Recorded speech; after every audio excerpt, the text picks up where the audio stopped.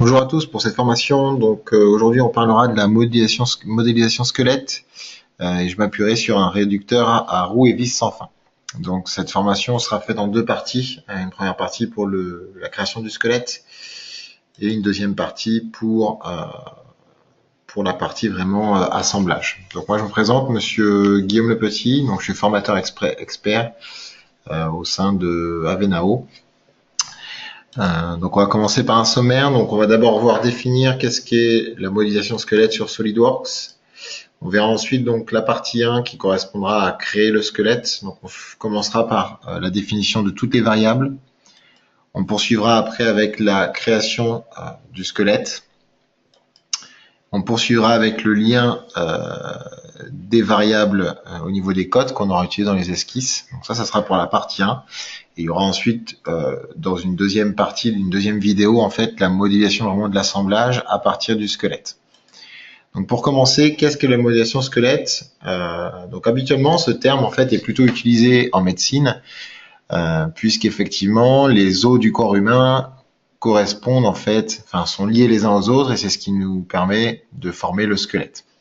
Dans SolidWorks, les os en fait sont remplacés par des composants, donc des pièces, et du coup c'est le squelette qui est un composant particulier qui nous permet en fait de lier tous ces composants.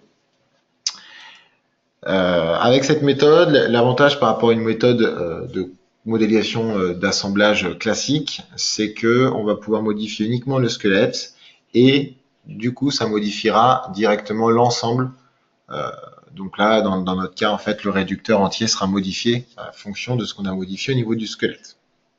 Donc il y a un temps non négligeable qui va être gagné au niveau de la modification. Donc le principe, on verra, ça ressemble à peut-être que certains d'entre vous connaissent déjà, donc à la construction soudée, où l'idée c'est qu'on crée également notre structure en mode juste filaire, donc avec des esquisses, donc ce qui correspond en fait à un squelette. Et ensuite, on vient appliquer sur chaque morceau du squelette, chaque ligne, on vient appliquer en fait tel ou tel profilé, donc un tube carré, un tube rond, un IPN, des choses comme ça. Donc là, la construction soudée est limitée en fait à la partie, à la conception de pièces. Là, l'idée, c'est qu'on va pouvoir du coup étendre ça sur un assemblage et du coup là, on va utiliser cette nouvelle méthode. Donc nous, on va voir un exemple à travers un réducteur à roue et vis sans fin. Donc c'est pas le seul cas qui pourra être utilisé. Hein.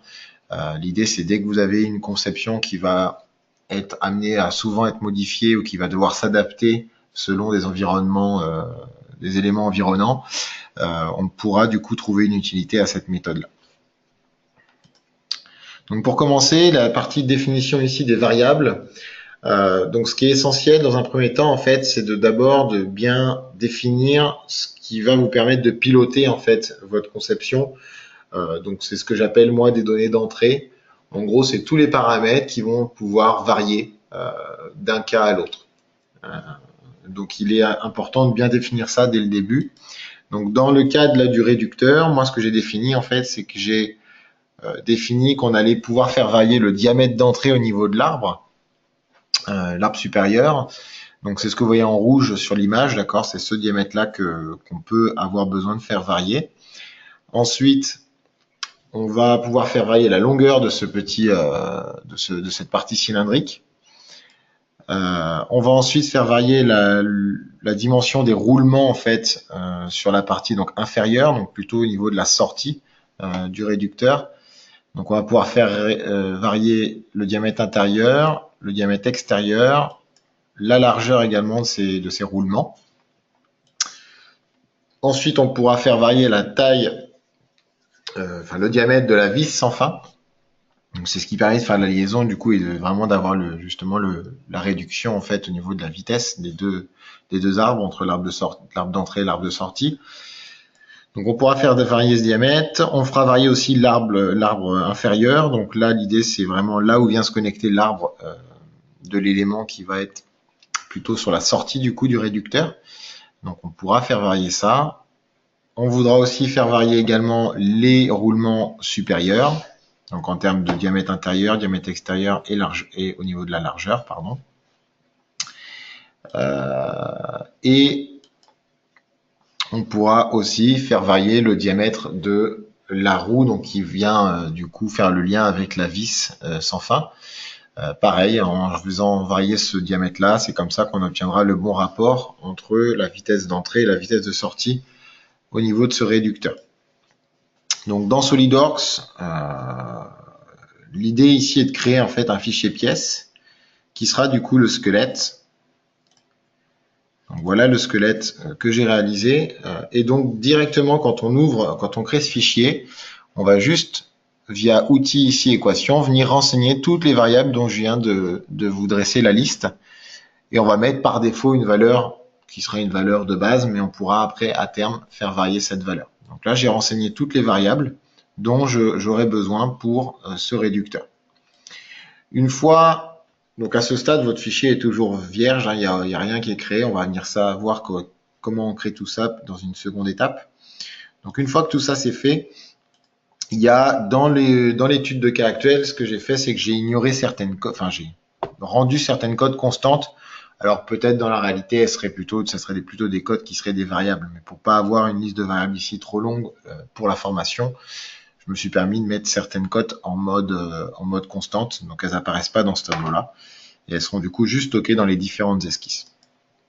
Donc la deuxième étape consiste à créer le squelette.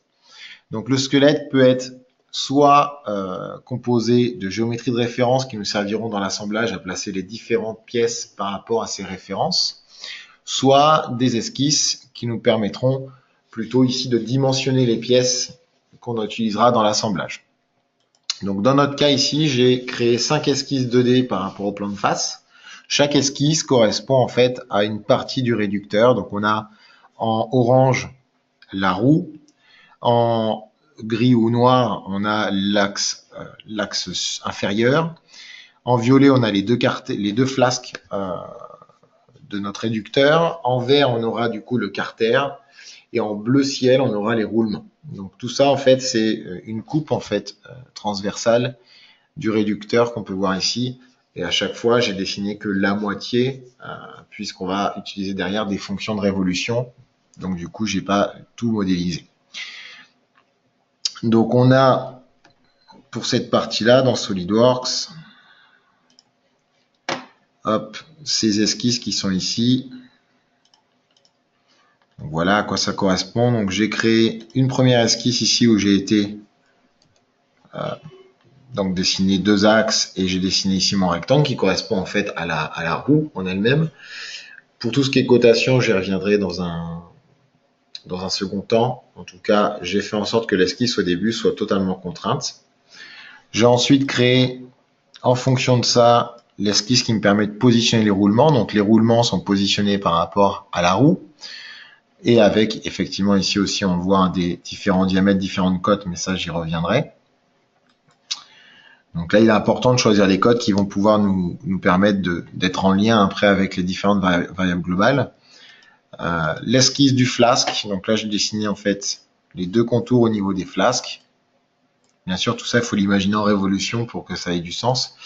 Le carter, plutôt sur la partie inférieure ici, d'accord. Et enfin l'arbre inférieur ici, où là on a donc l'arbre de sortie de l'élément qui vient se connecter ici, qui peut du coup passer dans ce diamètre ici. Donc voilà les esquisses, rien de très compliqué ici en termes d'esquisses, mais à chaque fois j'essaie de faire en sorte qu'elles soient liées pour que quand il y a une modification sur l'une, ça impacte bien la modification sur l'autre. Donc j'ai choisi de faire ça en plusieurs esquisses, mais on aurait pu éventuellement choisir de tout mettre dans la même esquisse. Là c'était juste une histoire de plus de clarté qui m'a permis de choisir plutôt cette solution-là. Donc tout ça c'était sur le plan de face. Et donc ça nous permet de définir la partie inférieure du réducteur. Et j'ai créé ensuite 4 esquisses 2D sur le plan de droite pour définir la partie supérieure du réducteur. Hop.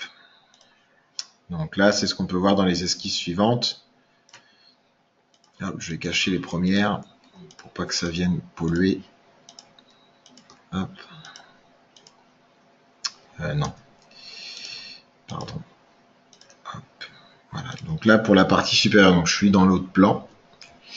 Donc j'ai dessiné une première esquisse qui me permettait de récupérer le diamètre de la partie inférieure, le diamètre du carter. diamètre extérieur, diamètre intérieur. Ça m'a permis de repositionner cet élément-là. On le voit ici via une relation point de rencontre. Et ensuite, j'ai dimensionné tout ça. Donc ça, c'est l'arbre supérieur, pardon. J'ai mis différentes cotes. Ici, on retrouve la longueur du cylindre de sortie, son diamètre.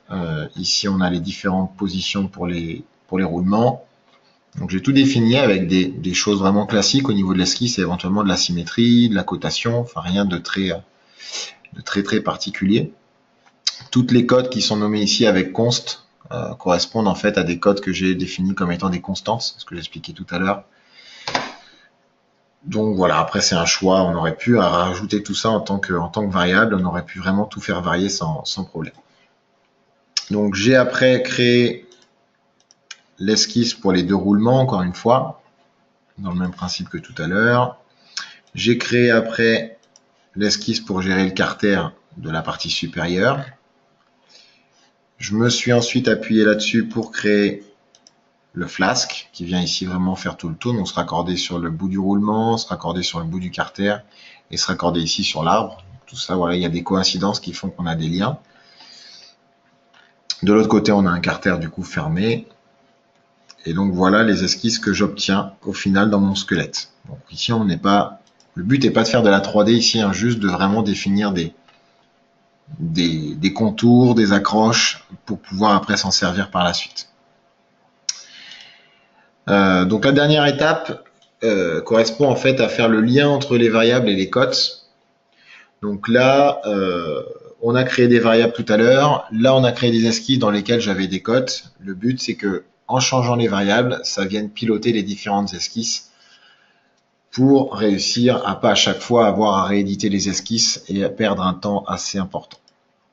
Donc la règle, c'est qu'en gros, si vous avez une cote qui doit être, par exemple, la cote numéro 1 doit être égale à la variable numéro 5, l'idée, donc on serait dans le cas du premier cas, A égale B, on n'est pas obligé de faire une équation pour ça, on peut utiliser juste l'outil lier les valeurs, alors que dans un cas où on aurait une formule un peu plus complexe, donc par exemple, la cote numéro 2 est égale à la variable numéro 3 plus la variable 4 divisé par 2 moins 5 qui est une constante en fait. Dans ce cas-là, on est obligé de passer par les équations. Donc je vais vous faire un exemple pour ça. L'idée, par exemple, si on prend la première esquisse, ici, on a par exemple ce symbole-là qui correspond à un lien. Donc c'est comme si c'était deux maillons de chaîne, d'accord? Donc le diamètre de la roue, on remarque en fait que c'est directement une de nos données d'entrée. Ici, vous avez donc diamètre roue qui est ici. Donc dans ce cas-là, pas besoin de passer par une équation.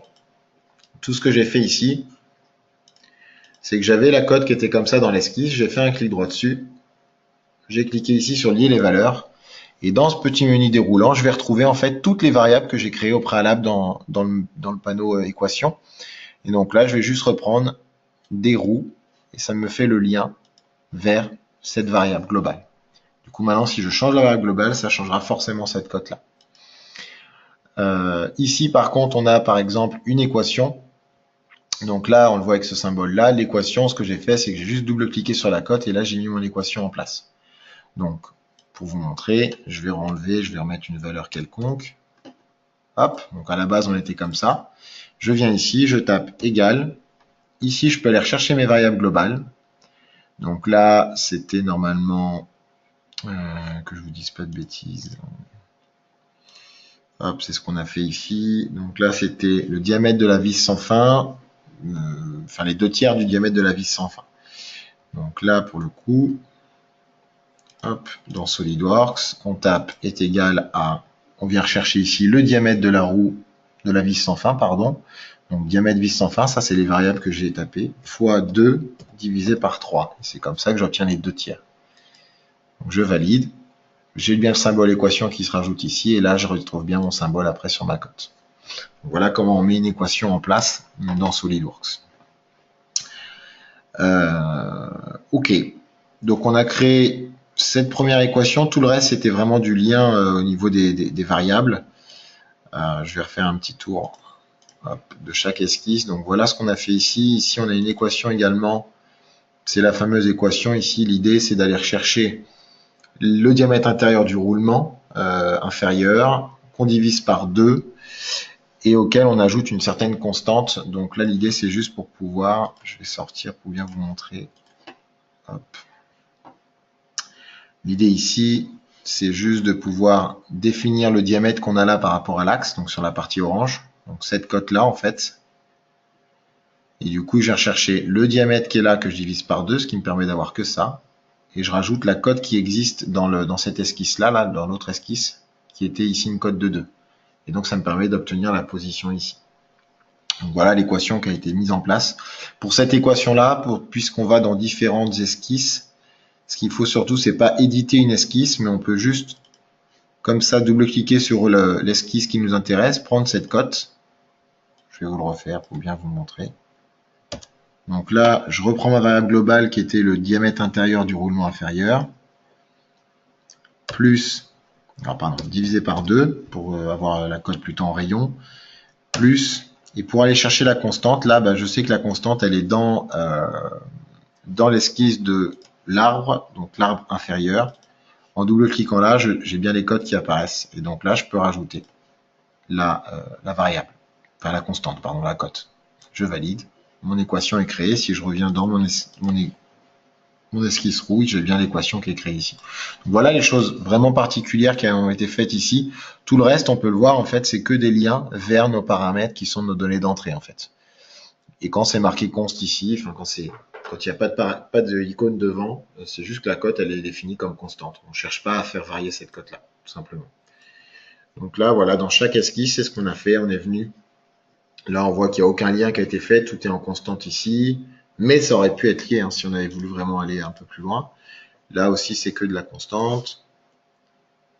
Voilà. Donc après, sur l'arbre inférieur, on n'a pas grand-chose, juste le diamètre intérieur de l'arbre. Et après, c'est pareil, c'est de la constante, sachant que l'épaisseur qui est là est définie en fonction de la position du roulement, enfin le diamètre intérieur du roulement et du coup le diamètre intérieur ici. Du coup, l'épaisseur ici varie de cette façon.